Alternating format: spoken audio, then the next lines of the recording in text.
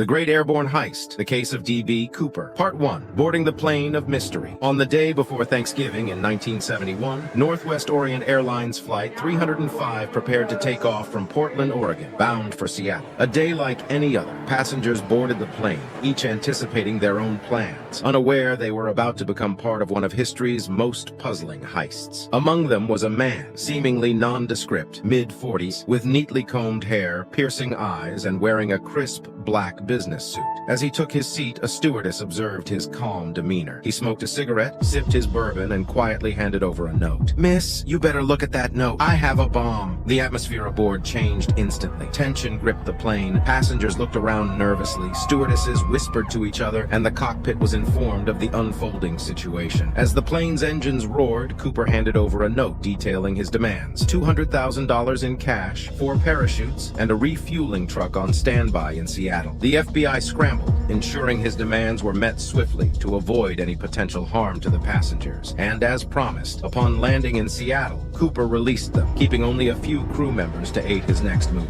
Part 2. As the Boeing 727 lifted off the tarmac again, bound now for Mexico City on Cooper's orders, the atmosphere inside was electric. Everyone knew this wasn't a regular flight. Cooper instructed the pilot to maintain a low altitude, fly slowly, and keep the cabin unpressurized, while the FBI and law enforcement were busy setting up roadblocks, launching patrols, and preparing strategies on the ground below. Cooper was miles above, preparing for his audacious exit. Then, over the dense, dark woods of Washington, in the midst of a rainstorm, the incredible occurred. The plane's rear stairway door opened, and against all odds, D.B. Cooper, with a parachute strapped to his back and money tied around his waist, leapt into the abyss. The sheer audacity of his jump sent shockwaves around the world. The FBI, caught off guard, had their work cut out for them. Part 3. The ensuing investigation was massive. Military aircraft, helicopters, and ground units scoured the vast landscape. Could Cooper have survived such a daring plunge, especially amidst harsh weather and treacherous terrain? Opinions were split. Some argued his chances were slim, given the conditions and the height from which he jumped. Others believed he was a seasoned pro, having planned his escape down to the last detail.